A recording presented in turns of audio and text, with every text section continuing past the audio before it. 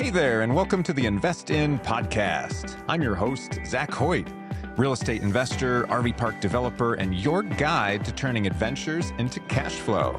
Every Thursday, we dive into the strategies, tools, and mindsets that help you invest smarter and live freer. If you enjoy the show, tap subscribe, rate us, and share it with a friend. Now, let's get into today's episode. This episode is brought to you by RVParkConsultant.com. They are your go-to experts for purchasing, funding, designing, launching, and growing RV resorts and campgrounds. With over 35 years of hands-on industry experience, they offer smart park layouts, creative financing solutions, and operational optimization strategies to help you save money and boost your profits.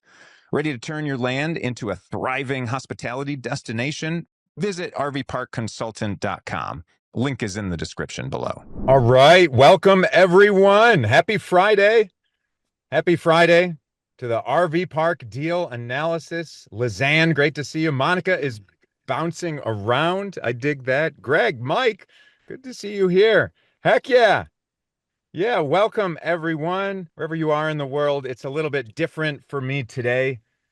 We're here in Washington, D.C., advocating for RV parks and businesses, basically anyone that uses credit cards as a merchant. Oh my gosh, you guys don't even know some of the craziness that happens with that. But we were invited here by Ojai when we went there just a few weeks ago. And man, we're covering this from the podcast angle. We've been meeting with senators all yesterday. That's a whole different process that I never thought I would be a part of. It's a wild process. Joan Schmidt, great to see you. Oh my gosh. Joan and I and her husband, we hiked up Camelback Mountain after a Raise Fest. Love that. Yeah, oh my gosh. So yeah, here in Washington, just to touch base on this, and I want to make you guys aware of this and why it's so important. Yeah, we look cold. Yeah, we were trying to get into Starbucks. There's about 1,000 Starbucks here in Washington, D.C., but they're inside of a lot of other buildings. So we ended up finding a Safeway, unfortunately. And there's not a seat in the house. So we're here in the car outside of it, hijacking their internet. So, but that's the beautiful thing about entrepreneurship is you just make it happen. Wherever you're at, just make it happen. And you know what? If we can do this from here, then gosh, we can do this from anywhere. And that's pretty empowering to me. But yeah, I want to make you guys just briefly aware of this issue, and then we can absolutely get into some RV park analysis. Any questions you guys might have with any of that. It's tons of fun. But the problem is, so Ojai in general, just in case you guys didn't know, Ojai is the Outdoor Hospitality Institute. They're wonderful. They put on a great conference. They're the only hospitality group, anything for RV parks, that is on the nationwide level that can help and advocate for what we're doing. If anybody has like an issue locally in their state, we can end up bringing it to Ojai and get that Beacha. And so you can bring it to Ojai. You let them they're the ones that are monitoring policy, watching what's happening on the Hill and seeing anything that ends up affecting us. So it's super, super critical, because they not only monitor it, they listen to people's needs, any individual campground. And of course, you've got your local and regional campground associations, Waco, Taco, all the different ones that are in the area. But some of them don't find out about it unless enough other people complain. But then they don't have the manpower, the resources to tackle it. So that's what Ojai does. And so they had this fly-in campaign where they have different campground owners from different states, so that they set appointments with all these senators. They give us talking points. They educate us on the issue. And then we go in there and we meet with these senators and chat about what it is and inform the senators. Now, the craziest part, this is kind of what's crazy, is we might just find out about the issue yesterday at brunch. We might just find out like that. And they give us these talking points and these handouts and everything. We then go and we meet with these senators, but we don't even meet with senators on some of them. We're meeting with their staff members. Their staff members are 18 to 21-year-old, typically, kids that are running around in this. And so we educate them, and maybe even there's a recent change in staff members that happened. So it's a new staff member that you've got to educate again on it. But we're educating those staff members that then go and talk to the senators and give their viewpoint on everything. So it's crazy. And for some of these, for all the bills, in order to get them on the Hill for up for vote for everyone, you have to get 100% consensus of all the senators. So every single one of them. So one person can filibuster and say, no, we're not going to bring it up there. And it stalls the whole thing out. We're not even going to get to have a vote on it. So it's pretty crazy. And of even all the people that we go and fly in, we're going against big credit card companies and big banks, and they've got a lot more money, a lot more time to fight against all of this. So they even figure out when people like us are coming in, and they send their representatives in there to meet with them right afterwards. It's crazy. And I've been hearing that the fight that we've been having, our standpoint is the same. Our concerns are the same, and I'll give you what those concerns are. But our concerns are the same. But every time this comes up, like it was up, we met last in October with everyone. The credit card companies, they come up with different excuses every time and just try and throw it at the senators to see what sticks to get against what we're doing. So it's crazy. It's a crazy battle. But essentially, here's the problem is that you guys all know there's Visa and there's MasterCard out there. Those are the big ones. That's all. Yeah, there's Discover and there's Amex, but they're slightly different. So Visa and MasterCard have the one exchange that we can use, one network that every information is traveling on. There is not another network like debit cards have. And because of that, they price fix. They tell the banks what price to set for that rate that gets charged to everything. The banks don't mind because the banks are like, sure, we'll set this rate and we'll charge it because they're the ones that are making the money on it. And there's lots of underlying issues, but essentially there is no other competition that's out there. And there's a limit because when they allow the banks to do that, they say you have to use our network. You have to use it. And there's no other network, there's no backup. So competition can't even be let in the door. The doors are all closed for competition to come in to try and keep costs down. Costs have been increasing crazily since COVID, and the expenses have not gone up for these credit card companies. In fact, you see their profit margins go up even more. They make over $300 billion on everything, on the fees and the interest that's getting charged to people on their credit cards. And it gets rampant how it just goes up and up. And there's no checks and balances. And so that's what it is. And a lot of times this credit card processing fee, as we're getting into more of a digital age, like are we not there yet, but a more of a digital age where cash isn't being used, you get credit card swipe fees on everything that we're doing. And so for a lot of parks and a ton of businesses, it's a huge portion. It's their second biggest expense, aside from labor and maybe some other, depending on the park. But for some of these parks that we've heard about, it's their second largest expense on all their P&L. So it's crazy when they're making 3% total profit margin and the fees are 3% that they're paying or more to the credit card companies. Gosh, gas stations were with us. So it wasn't just RV parks. There's gas stations, there's convenience stores, there's grocery stores. If any of you are in Ohio, Giant Eagle was there, the chief operation officer and their other officer for Giant Eagle was there advocating as well. So it's a huge issue. And of course, the credit card companies make all the excuses in the world to see and to sway these politicians, besides lobbying and just giving them campaign money. So it's a big battle that ends up happening. And without any checks and balances, the fees for everything go up and up and up. So anyway, that's the problem that we're dealing with in the short run, is all we're doing is asking for some competition that's out there. And it's like, when is competition ever bad in a free market like this? It makes the quality better. It keeps prices down, keeps everyone on par, and makes sure that they're listening to us, the consumer, about what matters, because that's who gets hurt. The merchants, that like campground owners, we get hurt, as well as the actual customers. And yeah, we can pass some of that off to customers, but at the end of the day, customers are the ones with the smaller pockets anyway. These big cats are are bloated with all their fees for not doing much more at all. So yeah, it's a little crazy, but here we are in Washington, D.C., advocating for that. And so that's why we're stuck in this situation today, but it's pretty exciting. And then tonight, I'll fly to North Carolina. If any of you guys are in sub two, there's Paces going around to rally tomorrow. So I'm gonna hit that one up because I think he's in Charlotte tonight. But it's fun just meeting other people that are out there. So if anyone's in North Carolina and around the Raleigh area, I'd love to see you tomorrow night at that PACE event. But anyway, so that's what we're doing. If you want to learn more about it, I definitely interviewed lots of people. It's going to be on this next episode of the podcast. So make sure you find that if you're not subscribed to the podcast. Really interesting stuff. And there's some great RV park owners as well.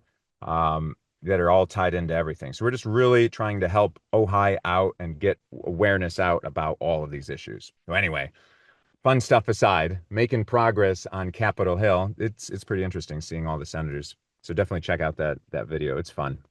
But all right, let's talk about some RV parks and analyzing them, getting you guys past your hurdles that you have. But heck yeah, Greg, thank you. Yeah, it's fun. I love sticking up for all of us. I'll do anything for all of you guys just to help out the community as a whole. That resonates with me night and day. So please, I am an advocate for all of you. I want you all to succeed in every which way. And so that's part of what this is about. What is stopping you? What's holding you back? Tell me what's holding you back right now. What do you need more of? What is it? Right? And what questions do you have? This is always interactive. What last time we did we deep dove into someone that was stuck, figuring out how to structure their deal in a way that made sense because they wanted to put an offer on a property. So we dove into it and figured out how to structure it, give some options, just minimize the cash needed out of pocket. But yeah, what questions do you guys have? Where are you stuck? What are you looking for? You need some inspiration.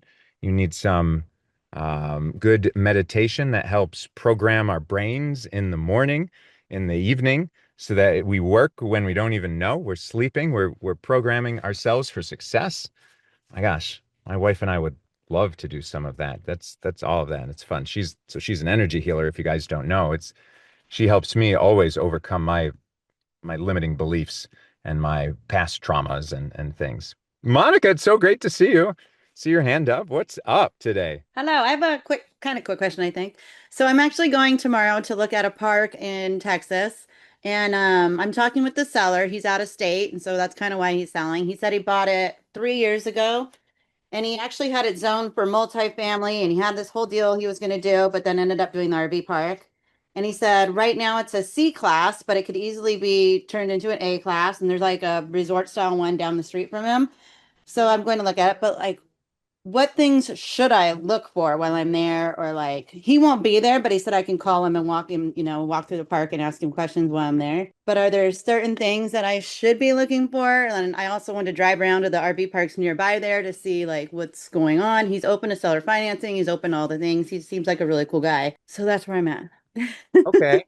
Cool. No, that's awesome. Yeah. So I just wanted to make sure that you do ask those questions ahead of time of like, do the finances kind of work? Are they realistic? Because if they're Yeah, asking, and he's full right now. His park is full right now. So far, what I like the he didn't give me much his finances, but he did break down like what his expenses are for a year, which helps. And with the lot rents, and he also has storage units on it, and which is also like almost full. So it's definitely in a good. And my friend lives over in this town, so I'm going to visit her at the same time. And she looked at it and she said it needs a fixing up. It's run down, but it's in a great location. So I was like, okay, I'll go check it out. But so yeah, so those are the like I want to look at, he's selling it like a little overpriced, but I think with creative I could bring that down. And he was just kind of open to it, because he's just now delving into it. It's not listed anywhere. He's just kind of figuring things out. But as of right now, I mean, it still looks like it cash flows as is, but it would probably do better if it, had some upgrades. But that gives me room. Like at least I'm cash flowing year one rather than being negative if I do go for it.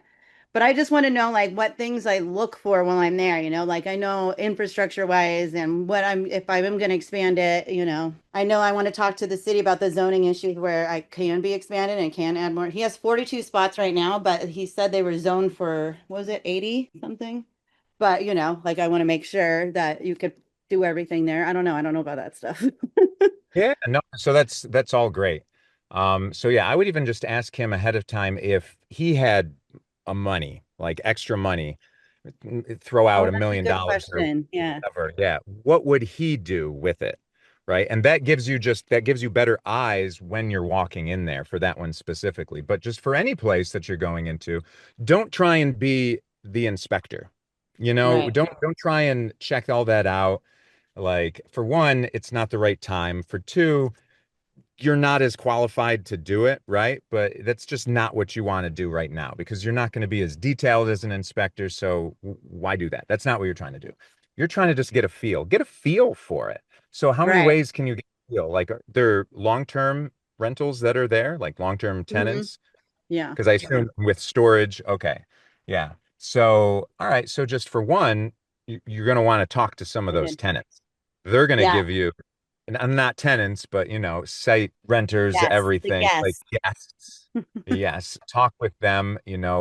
Sometimes for us, we don't necessarily like when they build a whole bunch around their site, where so much so that it really turns almost into a mobile home park because it Right. might be a camper that's in there, but man, they built so many, like a front porch that has a fan in there, like with a TV, it's like permanent, Yeah. semi-permanent. I mean, it's permanent type of stuff that you would have to tear off the wall in order to actually drag them out. So those can just create issues if they are an issue, but talk to people because if they're there year round, they'll know the tea. So get them to spill the tea on everything that's going on. And so ask the guests, ask them like, "Hey, is there any problems here? What would you improve with the area?" Because they're there and they've been there much longer than you will, so you're going to get much better return on your time by just asking multiple people that. Move around to different areas because people that are clumped together, they'll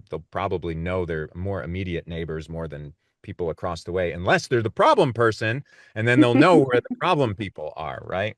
Yeah. But this will give you some ammunition to maybe beat down the price since you're saying that it's a little overpriced, and it'll give you an idea of what to do moving forward, what things to do. But then, get your own feel of it. As a new person coming in, what works, what doesn't work.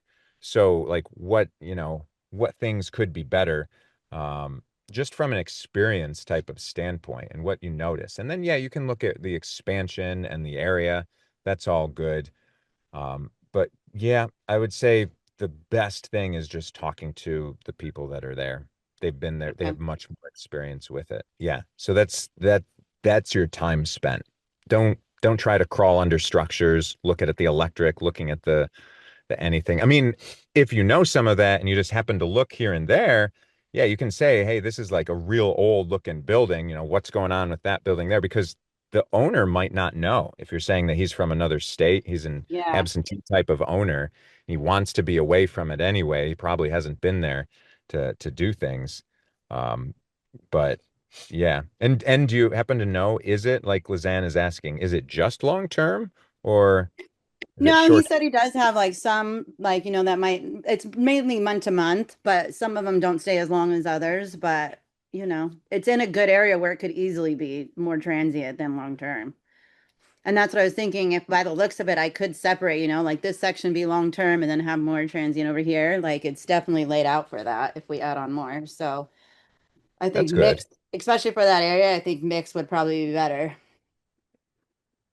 I mean, you get that balance of both the reliability of the long term, but the ability to Yeah. have, yeah, There's higher always returns with the this short term. sweet spot in there too for long term versus, you know, overnight. Like Right. you want to be sure that you're not overdoing the long term, especially if you're looking to expand later on and you're trying to figure out how do I get the financing for expanding. If you're going to go to a bank, your long term can only be at a certain percent. You can't be over that percentage or they're not going to lend to you.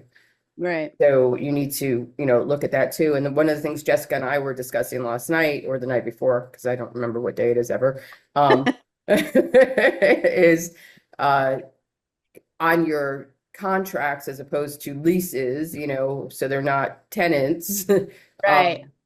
that you keep them at 28 days instead of doing a 30-day, because again, if you ever have to utilize a bank in the future, they're looking at a 30-day term as a consideration for long term. So if you have Right. it at 28 days, you can keep it, safe and clear for future bank loans if you ever decide to go with the bank.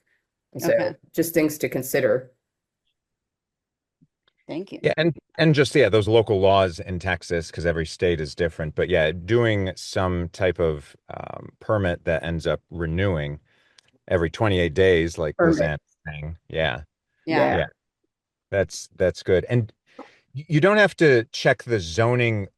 I mean, you're not going to be able to go to the site and check zoning. That's something that you can do So I could remotely. call, yeah. Yeah. But I was just saying, like, do I look at anything while I'm there, Yeah, no, and I'm just saying, but my point is with zoning is I would say that is super important just to make sure that Yeah. it is in fact he hasn't changed the zoning in advance of what he Right. wanted to do, and then now you're stuck with an RV park that's in a zoned as a multifamily or But that something. I could just still do. I could still send an LOI and do that part in due diligence, right?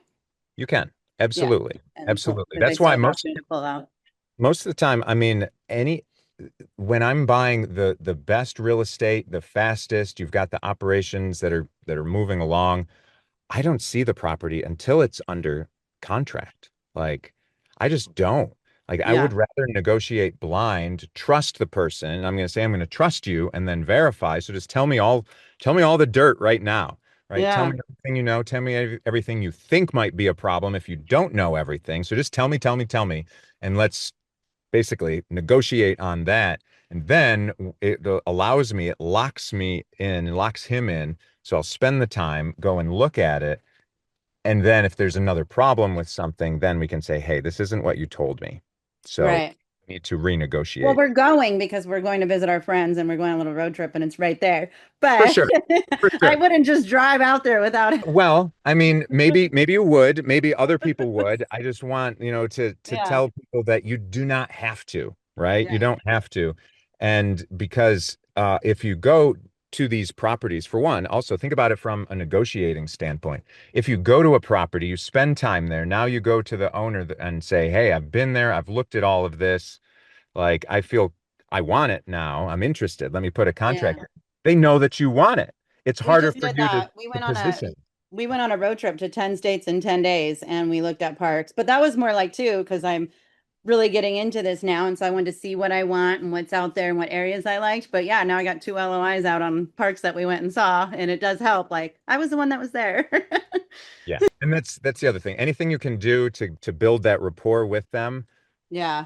it goes along huge. I mean, these are, good people, salt of the earth that own RV parks. So, they're old school. And in fact, some of them will say, come down here and look at it beforehand. So Yeah. like for me, it's a little bit of a pushback of, well, all in good time, and I can't wait to go down there and bring my boys there and see everything and meet you and like let's go break bread and have fun, Yeah. but like one thing at a time. We're very methodical in what we do, So I have my own spiel that I'd go through as I'm talking to someone. But for sure, then that for everyone, yeah, just finding your rhythm of how you're going to have these conversations, build that rapport with these sellers, you got to do it. I mean, Right. it's just more is good. I mean, Washington is a testament to all of this. It's not even so much what we're saying, like the facts that are slid across the table to these senators and their staffers. It's more the stories and the feeling. That's what they're going to remember as they're having all of these conversations with different people. They're going to relate to these stories. That's what's going to forever be in their mind and be stuck. Same thing is with sellers. So it's just human nature. You need to have that rapport to do it. And that's worth wonders in just not even negotiating, but just structuring the deal. So when you say, hey, this is how we need to structure it, like the price is one thing, but if you're fixed on your price, let's be flexible on some of these other terms. Help me out Yeah. so that I can give you the price that you're asking for, and et cetera, et cetera. And it helps when they know your face, they've seen you, whatever that is, in all the ways. I tell Yeah. them, like, Yeah, yeah, I'm so new. I don't know how to do all the structuring stuff yet. So me being face to face, I'm a people person. They already like me. heck I yeah. can do that part, and then you guys can help me with the structuring. Absolutely, right? And so that's the beautiful thing about this. If you guys are the first time coming here or even not the first time, Monica is spot on, right? And she knows it at this point because she's been here enough. It's like we have to do these things as a team. Like everyone has their strengths. Like no one person has all the answers. And you look at anything that's successful out there, it's not one person. It's the team around them. We all are able to shine. Monica's able to shine and be happier being in front of all those people because she knows that, all right, she doesn't know how to structure it, but if she were to bring it here, you can best believe I'll be excited to structure that for her right here on the spot, right? So it's giving her that confidence. I've already told her, don't worry about that. Don't fear Yeah. that. We've got that part. That's Which easy, is right? for everybody else too, why I started delving into this. I didn't think I was like ready to buy until Zach was like, I got your back. I can help you on that part. And I live full time in an RV. So I'm like, I can do this. And so now I'm just trying to find my deal to bring to him and be like, I know I have someone that'll help me out. So all of you, don't think you can't do it. You got people. Yeah. I love that. That's beautiful. Yeah, that's fun. And that excites me. That empowers me. That makes me excited to be here every week and excited to I love seeing the journey go along of everyone that's doing things. So yeah, I'm excited to see that and to have other people here doing that as well. Oh my gosh, so that's awesome. So yeah, so any other advice that you need? I swear your best time is really just going to be feeling it out, bopping around, just, what are your first impressions of never seeing it, what your feeling is, and then dive in to everybody else's impression. So just get your first impression first before you go and talk to everyone, because Yeah. you'll see it through those fresh eyes. I don't want them to be colored by anyone else's thoughts on it. You can hear their thoughts afterwards, and then you'll see things a little bit differently Yeah. after hearing their thoughts on it and getting different perspective. But yeah, that's going to be your best time spent and really then just complimenting the seller on like what a good Yeah. job they did, right? And he's funny. Like he didn't even want an RV park. He's like, I had it zoned and ready for multifamily, but I ran into some things, and so we made an RV park, and I don't really want this. And I was like, okay, well, I do. Funny. That's great. Yeah, Yeah. that's so cool. That's All so right. cool. Well, Awesome. maybe I'll be So bringing it back to you next week. yeah, so what day are you going? Tomorrow, Saturday. What's today? Okay. Yeah, tomorrow. See, Lizanne, I don't know what day it is either. Boy, it's and the holidays makes it even worse, right? But yeah, tomorrow. We're going tomorrow. I was gonna say, Monica, I don't know if you have done this yet, but before you go ahead and call the parks that are around it, let them know that you might be buying a park in the area and ask them kind of what's going on with their parks, and is long-term better, short-term better, what kind of people Okay. are coming in, stuff like that. Just, they're always, other park owners are always willing to help. I've never Yeah. spoken to one that hasn't been absolutely wonderful and open and giving me advice and telling me what's going on in the neighborhood. And it's really a good idea. And even Airbnb people, you can Yeah. call, or little motels and stuff that are around it, Right. to get a feel Just of get what's the happening vibe. in the Yeah. area. Yep. Yep. Yeah, and you're right. Like we did that on our road trip. We stopped at a bunch of parks and they're like, "Oh, we're not selling," or the owner's not selling, but the manager gave us a tour and gave us tips and advice and was loving that we're like looking at parks and they were still super Yes. nice and showing us everything and even talking to us about what doesn't like one of the parks had the wastewater treatment. They were telling us all the bad things about it and so everybody but everybody we've ran into has been so nice and willing to talk and open up at the park even if they're not planning on selling. So it's been great. Yeah, yeah. So yeah, let's go make those phone calls. And we're taking our trailer and this park is full, so we'll be staying at one nearby anyway. Oh, there you go. Yeah. Maybe, you never know how things work. So Yeah. I'll talk to everybody. yep. Thank you Yeah. guys. It's a great excuse because I mean, we've had it before where you talk to one and they're like, "Oh, I'm looking to sell," or "Oh, Yeah. our other neighbor, you mentioned like you're looking to buy one in the area," and now you're putting that energy out there and you can attract that energy right back towards you of what you're looking for. So it's a great opportunity. That's wonderful advice, Lizanne. Appreciate that. Yeah, tons of fun. Yeah, I'm excited. All right. So next Friday we'll get to hear about what happened from all of this. We want an update for sure. Sweet. Love it. Oh my gosh. Yeah, and as Kevin is saying, yeah, that's a wonderful way to bird dog, and that's what we're doing is finding those off-market deals. Those are so much more valuable. They're so much more fun.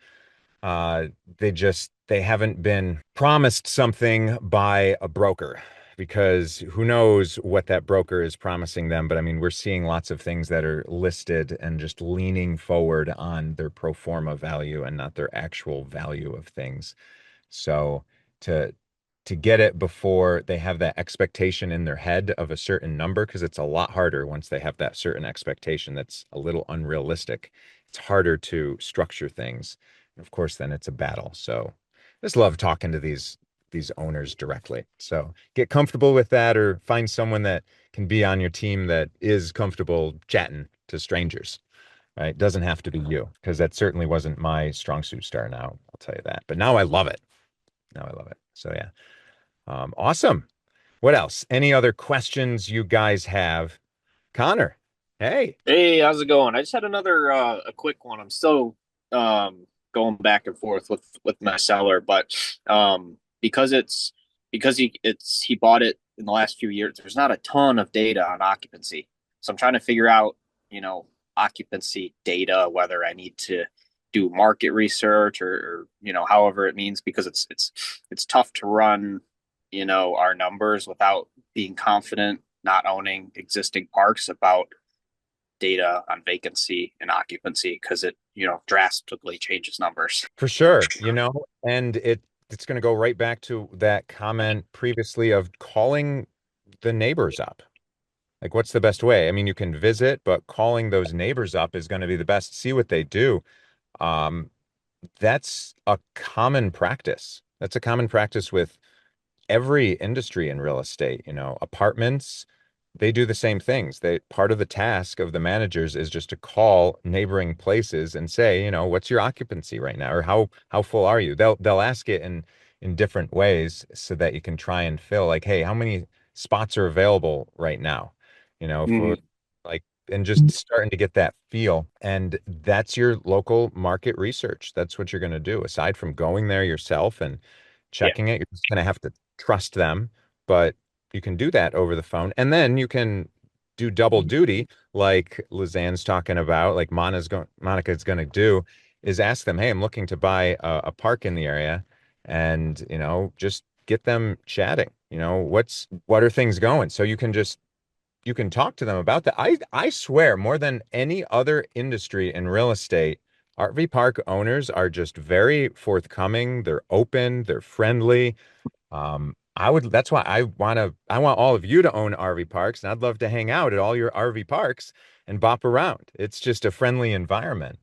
Um, Mm-hmm. yeah, it's lot more friendly than, gosh, multifamily or anyone getting into short-term rentals. There's just huge competition just by the nature of it. So yeah, that's going to be your best way, is just feeling out what's around. And if you're methodical and you're like looking at a map, you just do that and see what else is drawing there. And you want to ask them with their occupancy if they're, what's their mix, long term or short term, everything along those lines, because that obviously matters when you're thinking Yeah. about occupancy, and if they're seasonal or something.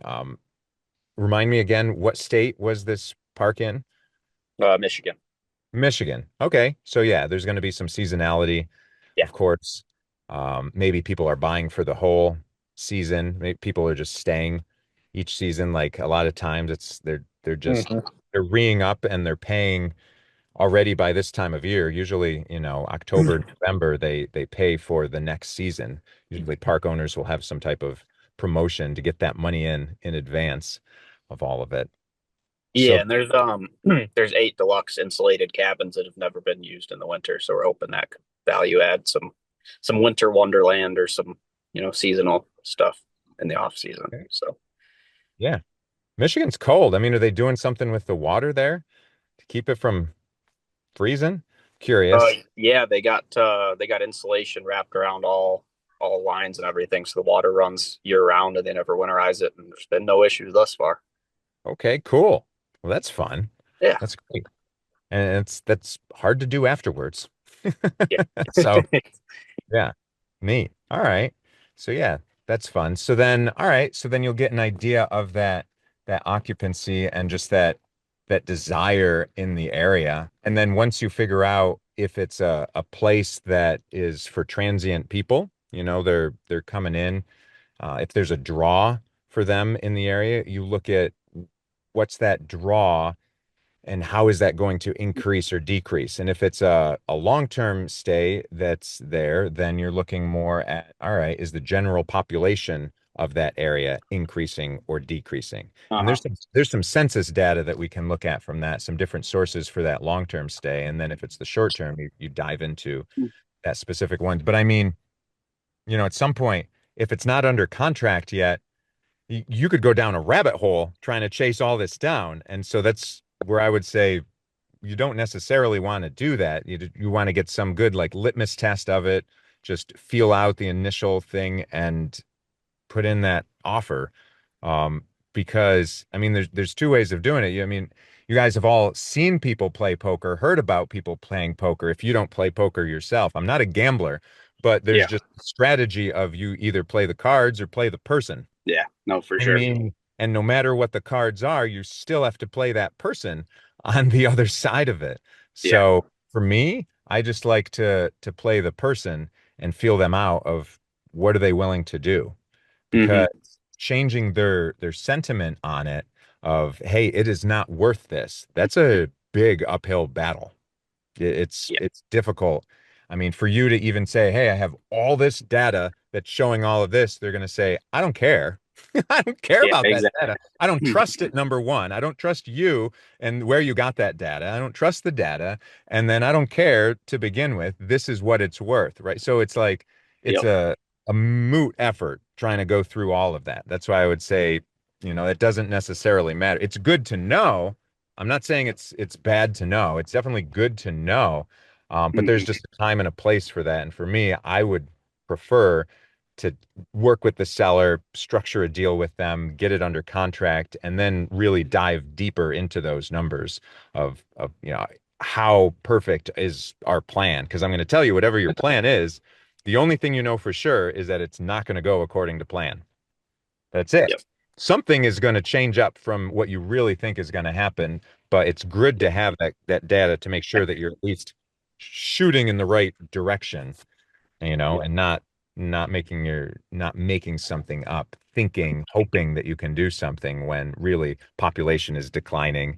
This draw that everyone was coming to is now drying up in the area. Could be lots of different draws, but those things are important to figure Definitely. out. Does that help answer your I question? Is there, appreciate it. is there any more Yeah. clarity No, that's around great. that we need? Yeah. That's perfect. Okay, sweet. Good. Yeah. And you too, Connor. I mean, gosh, I want to keep hearing about that story going on because yeah, just because. Just Yeah. because I Well, want to see you succeed and get that under contract. we'll keep it going as long as it works. We'll keep it going. Yeah. Heck yeah. And let us know however we can help out with all of that. Sounds good. I appreciate you. You're welcome, man. Absolutely. I dig it. Yeah, everyone. So that's Connor was the one where we were structuring the deal last week on it. Always working on some fun things. So that's what we love doing. I mean, I say we because I mean I'm so used to just always thinking about the bigger me in our team because anything that I do is not just me. Um, it isn't just me. It is we. But I also love doing it. I love helping all you guys out and doing this. I just couldn't do that without my awesome team around me. And holy smokes, yeah. So Ralph West was here too in Washington advocating, and he originally grew up in Brazil and became a property owner here in Ohio and bought thousands of cars, it seems, when it's so difficult to buy cars in Brazil. And I will tell you, he is one of the best advocators I have seen. Giant Eagle is looking at him and going, oh, yeah, I agree with this guy, right? This guy, what he's saying right here. And I'm looking at him with his cute little hat that he has on, and he talks in that accent from Brazil. If you guys don't know a little bit, he thinks that it's a negative thing. I think he sounds so fancy with the words that come out of his mouth are just like, oh, that's so like it's almost like, I hate to say this, it will probably sound bad, but you know how Confucius say, do this so good, right? But like it's Confucius, and it's like, it's amazing. But the things Ralph says, like for some reason, like he's able to translate it from English in his mind to Portuguese back into English, and it comes out. And I'm looking across the table like, what the hell? You just found out the same information I found out this morning at brunch. You sound so, you perfectly break it down into this simple thing. I'm like, dude, you've got a second career here now being advocator at Washington. It's amazing. You got to learn how to be comfortable in an uncomfortable zone. Yeah. Right? So that's what we're doing. And that's, I feel like everybody here is going through, right? So everybody's uncomfortable stepping on the uncharted territory, not knowing if we're doing is right or wrong. But guess what? There's no right or wrong. Your park is going to be your unique situation. It's going to be, you're going to have your own challenges, but that's why we're putting it all together so we can share or experience and just have a common ground so we don't feel like an island on a sea of people, right? Yeah. Yeah, it's for sure. So feel comfortable feeling uncomfortable, and find other people around you that supplement the places that you feel the most uncomfortable. That makes you much more comfortable, right? So Ralph is in charge of our marketing and everything that we do. And gosh, yeah, he helps direct me just even being in front of the camera as we're trying to do a lot of stuff. And he makes me feel extremely uncomfortable. So much so, sometimes I'm just like, can you just take the mic? What you just said was brilliant. Like, I love that. And he's like, yeah, but it's a lot different when I'm in front of the camera. I get nervous and say things too. And I'm like, okay, I get it. All right. All right. Yeah. It always just seems easier than it is, right? And we have to step up and feel comfortable being in that uncomfortableness. And so, yeah, that's pretty exciting. And I'm excited to document more things that Ojai has. Gosh, they've got this George O'Leary training for RV park owners and managers in February that I know we're going to want to be a part of that, and just other events all around, tying in everywhere. Anything that we can do, we want to be there. We want to be that voice of all of that and share all that information. There's just a bevy of knowledge that's out there. And like we're saying, all these RV park owners, they want to impart that, right? It's these people that have owned things forever. They feel proud of that information, their experiences, and they verbally say, I want to help others not have to go through the heartache that I have gone through just to get to here. So please, I mean, for one, please subscribe to the podcast so that you can see all that, learn that as well. But talk to other RV park owners. They want to give you that information. And yeah, Ralph put a link to Ojai. That's what we're talking about. And then the RV park podcast in the chat. So you'll see all that down there, definitely. And I know that he put our Facebook group, if you're not a part of that, he clicked on that as well. He put that link down there so that you can all have that. So who's going to be next? Who's going to be the next person that finds an RV park, either for us or for yourself? Who is going to be that next person that I can just help out from week to week to hear your story develop? I don't know about you, but in these situations, I tend to get nervous. Like, as I was starting out, especially, I was always nervous to raise my hand, thinking that help was a bad thing. It meant that, oh my gosh, I don't know something. And if I don't know something, then I'm just less than. Holy smokes. But the more things I found out that I knew in life, the dumber I felt.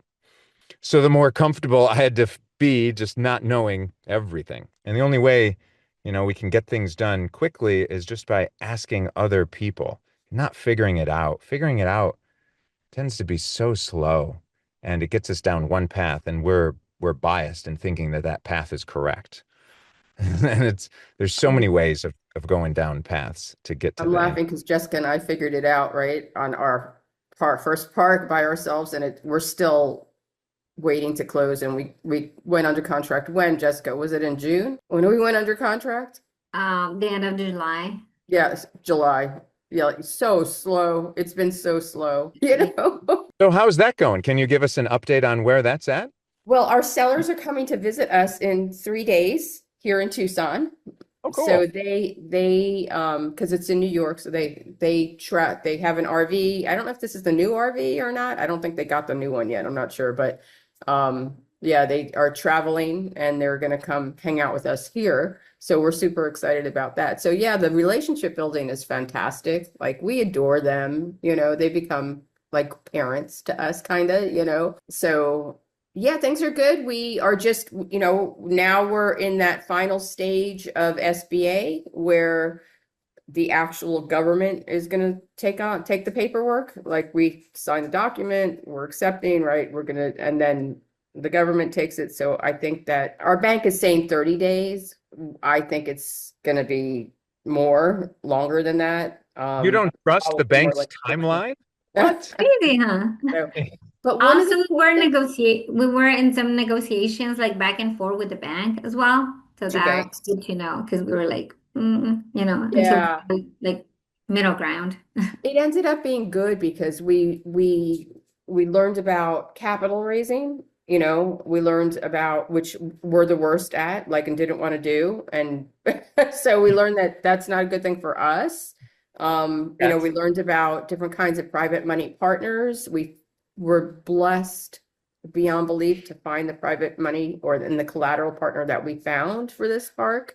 They're not greedy, they're kind, they're letting us, do operations. So but again, we went through a lot of toads, we kissed a lot of toads to get there. But I think I wanted, with finding parks, no matter how long it takes or how short it takes, the process is going to be what it needs to be, right? For you, for me, I have faith in that. Like, this is happening this way for a reason.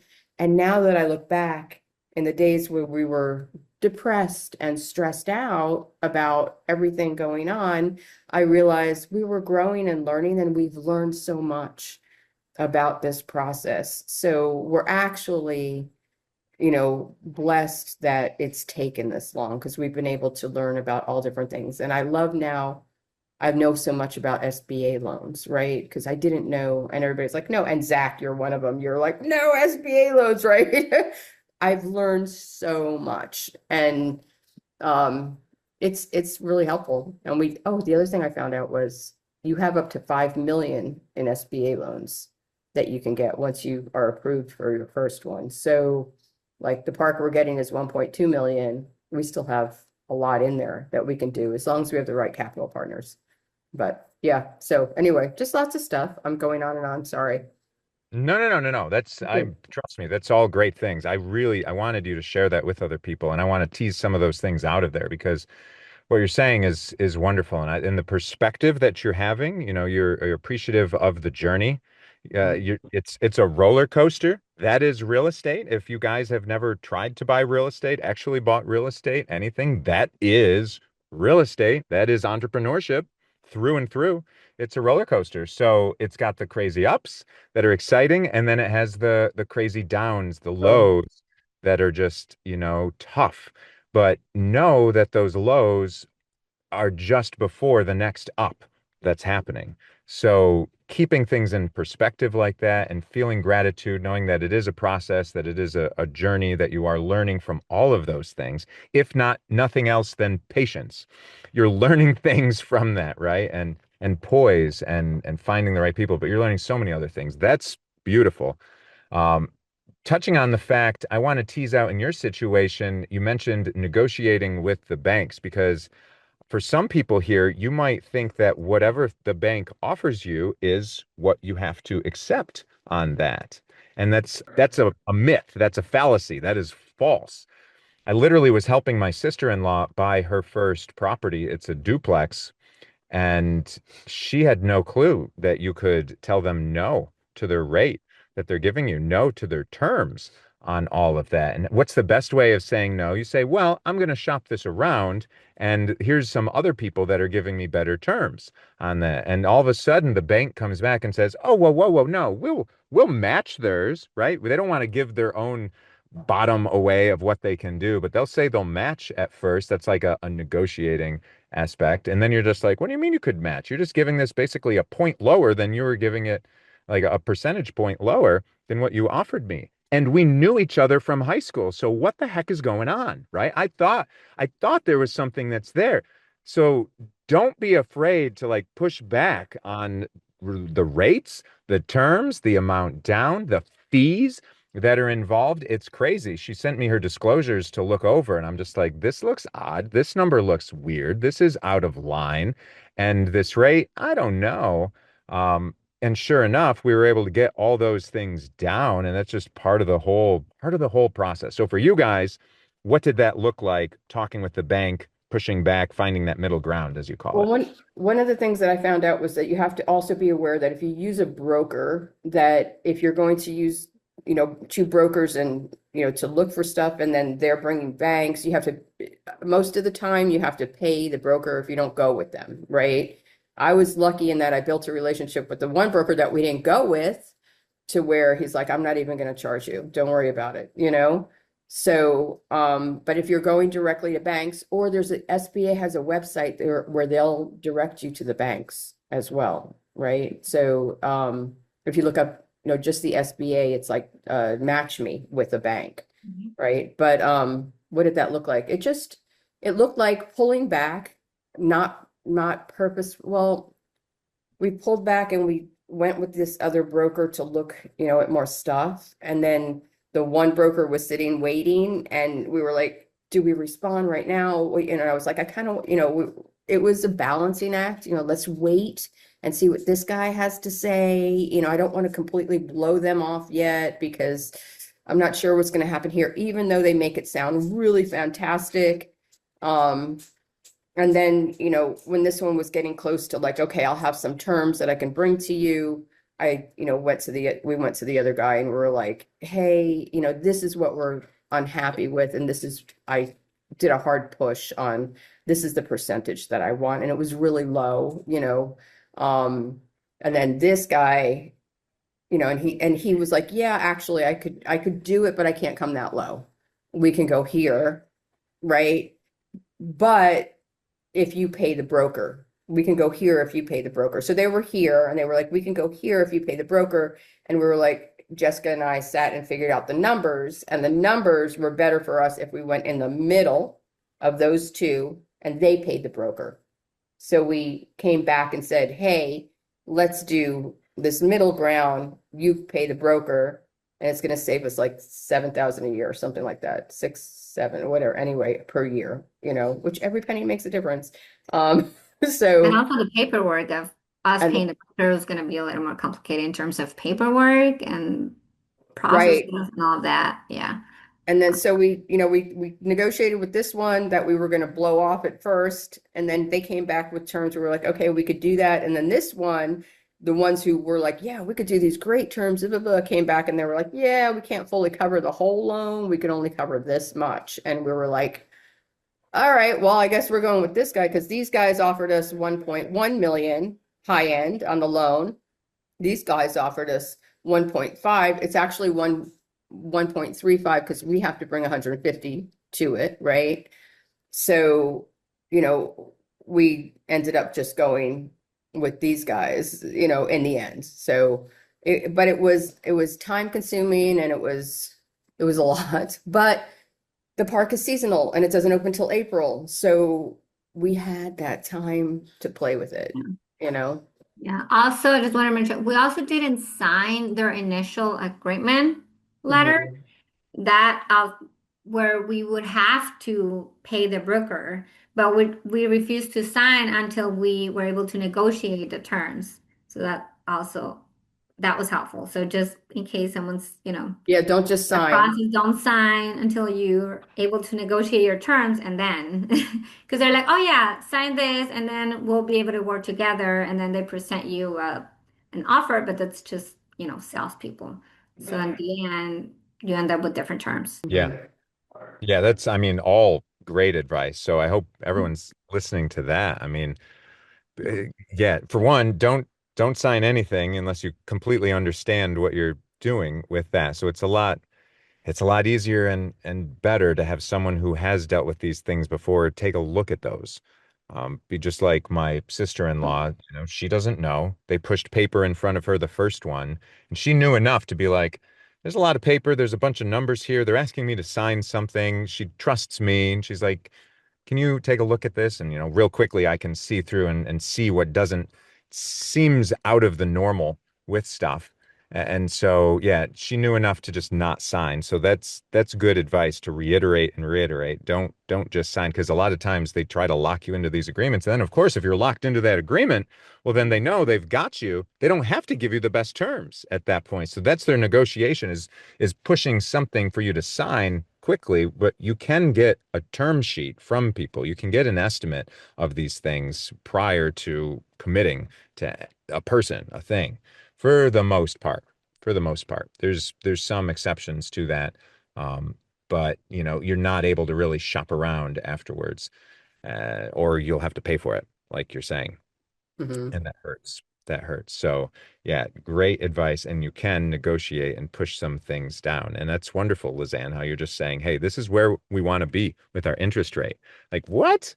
Like, you don't normally think about, I think the normal person might not say, like, that's what I think going into a bank. You just say, hey, this is the rate that I'm looking for, as opposed to just like, hey, I want to get a loan. What rate will you give me? I think that's the normal sentiment that's in the mind. What will you give me? You're at the mercy. But no, no, no. Turn it around. Play the role. No, this is the rate that we want to make this work for us to give you this business. This is the rate. Let them tell you no. Let them tell you that this is the best they can do. But even if they say it's the best they can do, is it? Is it at the end of the day?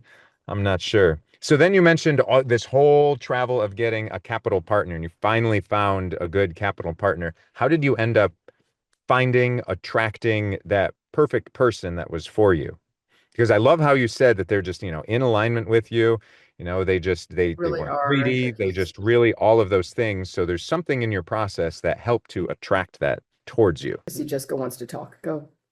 No, I was just thinking of the first thing that just came to my mind.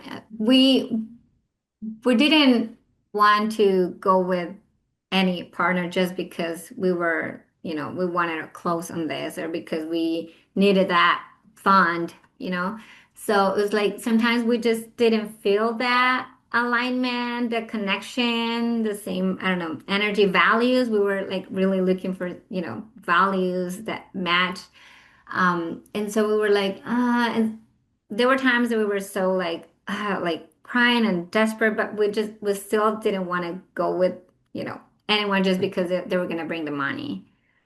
That was so hard because we walked away from a lot of people that we definitely could have partnered with. And it was so hard having faith that the right person was going to come if this park was meant to be ours, and that was such a huge, huge lesson. And again, the hardest thing for us to walk through. I'm sorry, Jessica, that I put you through this, but I'm a stickler for, I don't know. I'm like, you're getting married to this person kind of, right? Oh, yeah, for sure. And You're in bed with them, and things Yeah. are the best they're gonna be right here in the beginning, right? As everyone's trying to say what we can do, all of that. But once everything hits the fan and there's problems that arise, that's where people's their underlying current, their underlying energy, their motivations, their everything, how they act under stress and in duress. That's where you want a calm, collected, great partner that's in alignment with you. And one of the things that, that I, was hard for me is like, in conversations with the many people that we had, that they'd say one thing that I was like, that's very toxic. And Jessica's like, well, maybe it's just they they were, they were reacting to this or did it, and I'm like, I don't know. That hit me as very toxic, So I was like, and then we would give them a second chance. We did this with a lot of people, and then the toxicity came back up again, and I was like, no, they're toxic. Go, she's my No, therapist. I was gonna say no, but that's okay because you're like, oh, I'm sorry, but no, there were people that I didn't feel good with, and I think we both wanted to feel that connection, so that's okay. Yeah. So be willing, I think, to walk away from a deal. Also, I think I've gotten so good so good at walking away. Maybe I'm too good at that now. That right? I'm serious. And it took me a long time because I remember that emotion when I first started in real estate and investing and stuff, that you want to make it happen so badly that you're twisting the number in your head 75 times. You run the same numbers and you want to make it work and you want that peg to fit in that hole so badly. So I don't know if it's a discipline or just a learning experience to where walking away is probably one of your strongest, assets to investing, and stand firm on that, just walking away, because the ones that are really great are out there. It's all out there, but finding the partner, it was funny because they ended up just being somebody that, when I was doing all the meetups, I had met them at a meetup here in Tucson, and they I went into my Tucson group and I was like, hey, we need an earnest money deposit, and they came forward for that. And then as we were going through the process and letting them know this is where we're at, it's going to take a little bit longer. We're looking for, a partner still. They came in and they were like, oh, we could be a credit sponsor. And we were like, well, we kind of need a partner. Like, what do you mean credit sponsor? We didn't have full understanding of that. And then they came and said, no, we have assets. We have businesses. We have everything that you need. And they were like, we showed them the numbers and they were like, this is an amazing deal. Like, we would like to be your partner. And we were like, oh my gosh, if we would have gone to them first and known, we would have not had to go through all this stuff, but that's okay because we learned so much along the way. So yeah, so they're local here in Tucson, part of our little I call it the sub Tucson community. And yeah, so we're all Tucson based and getting this New York park. That's perfect. So yeah, so I appreciate you sharing all that so much. My gosh. And it underscores what Monica is saying too, connecting with people. But yeah, that in-person connection is so priceless. It really is. And so network with your people that are around you. Gosh, PACE is going all around the country right now. So go to those. That's why I'm going to this one in North Carolina, and we're developing this park in North Carolina, and I just want to meet people that are there. So if anyone is going to be there Saturday night, I'd love to. If you guys happen to be in Cleveland on December 10th, the 20th, December 20th in Cleveland, I'll be there too. It'll be a little cold. Probably have more fun in North Carolina. But then all of these different events, any of these ones in person and future ones that we end up hosting in person, because I want us all to meet. I want to see all you guys. It's so much more fun seeing everyone in person. It's great. Don't get me wrong. It's great being here. Thank you for technology, but there's nothing like that in-person connection that Lizanne's talking about with her Tucson group. Like, that person met you guys, you felt that connection, and it transfers then again to on here, right? It still persists and it connects even remotely. It's amazing. It's so powerful. Those are the best ways. Those are the best ways to make lasting relationships in everything that you're doing. So I'm so glad you guys could share that. I'm so happy for you guys, how that all worked out.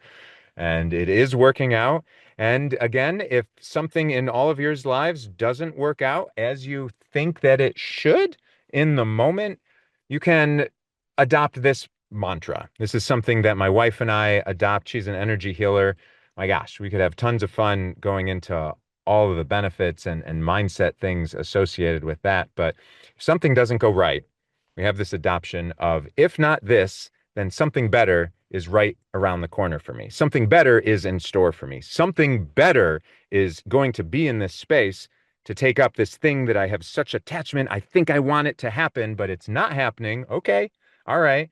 Just know that that void can be filled with something even better than you thought was possible. And that can be that path that you are on your way for all of that. And it gives me solace when something falls through. I'm like, oh, shucks, this thing is happening. And, it's not quite what I hoped would happen, But if you have that attachment to it, like Lizanne was talking about, if you have that attachment, it becomes like an anxious attachment. Like, I need it to close. I need it to close. I need that. I want this to close, right? You've ever had somebody that's like, you're dating someone and they either you are that person or they're that person that's too clingy, too much, responding too quickly, doing like over the top. It feels like you naturally pull away. You pull away from it, right? So by putting that needy energy out there for a capital partner, for a deal to close, for just anything to happen, you're actually not allowing that to happen naturally. There needs to be some detachment. It's in that space of, I don't need this to happen. It would be nice if this happened, but I don't need this to happen, right? I'm not forcing this to happen.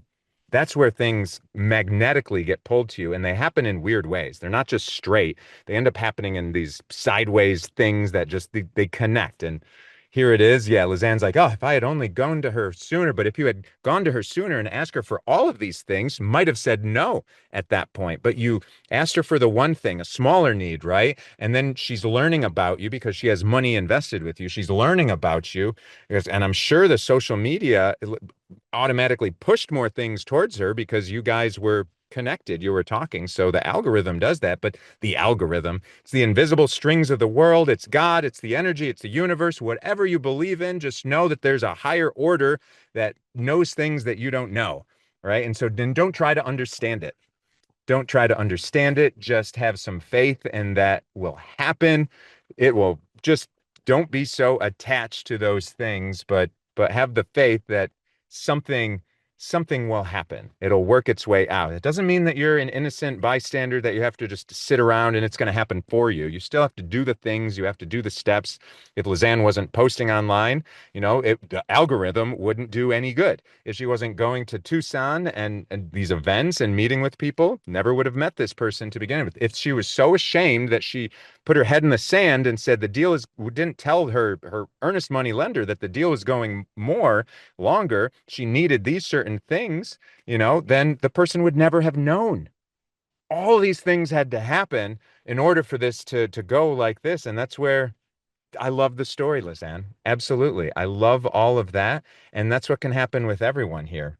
So, and I just want to keep up with everyone moving those things along. Appreciate all of you guys. And yes, who ended up putting that here? I saw that. Was that you, Jessica? You said invite my wife to the Zoom. I should, right? I should. And so what, we would just have to make sure that we have a babysitter during this time. Otherwise she's going to have a little bit of an anxious off energy, just having two little boys crawling over here. It looks cute. It feels different when you're trying to communicate with people on a Zoom and be professional. It looks adorable, but yeah, it gets her out of her element to really be able to be present with everyone. And that's when she would shine and she'd give lots of benefits. Yeah, I would love her. So that's a great idea. And thank you for putting that out there. We'll end up making it happen. We'll get a babysitter so that we can make that happen. She can be on here. So love it all. Hey, again, if you guys are going to be in Raleigh Saturday night, I would love to see you there, 5 to 9 p.m. Text me, hit me up if you guys don't know how to get on that. But yeah, keep coming. We're going to have these every week, right? Even the day after Christmas, maybe. Are we doing that? That's a tough one. I don't know. Everyone wants to be with their family on that time. Stay tuned about that, right? If you guys have a great deal and you need some help, I am here to serve. What's 1 hour of my time helping you guys out? I can pledge for all of that. So, and especially Monica, man, anyone that we're working with or anybody new, but yeah, if you have a need, you're like, oh, I need to get an answer right now for this deal to go through, hit me up and I'll say it's on. We'll have the time. We'll make it all happen. I am here for you guys. So thank you again. Have an awesome weekend. An awesome time. Just an update. For everybody, sorry to interrupt, but you're good. For everybody, we are ramping things up big time. So next year we are not just with the events that we're doing, but also with the comprehensive training. We're gonna have the modules so you guys can consume at your own pace, and you will come up with more questions that you don't know what you don't know, right? So along with the Facebook community, we're building this new community. I know it's early on, but we can use all the help that we can get, so we can bring more people to facilitate these relationships, like Monica was, I'm sorry, Zane was talking about. So, and we pay attention to everybody that's been with us, been supporting us, giving us strength to take it to the next level, right? So, again, to all of you, Monica, Jessica, Greg, you name it, everybody here is, most people here are recurring. Oh, I see some new faces, but we definitely give you guys uh, a lot of value, and we wouldn't be here without you. So let's band together. Let's see what we can do, so we can make the industry better, not just for us, but for everyone, right? So we know the task ahead. We need twice as many RV parks in the next 5 years. Let's rush and get ahead of everybody else, right? So we can enjoy life and be proud of something that we built ourselves. Heck yeah.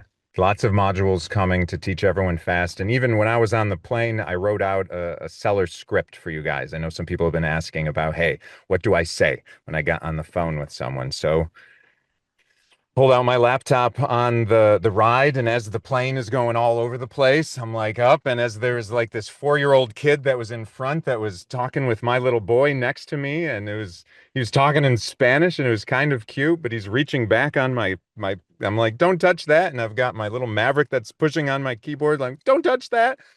Over the flight, I was able to get a seller script written for you guys, so we're going to drop that for you as well. And it's just I love doing these things, and it's just fun, you know.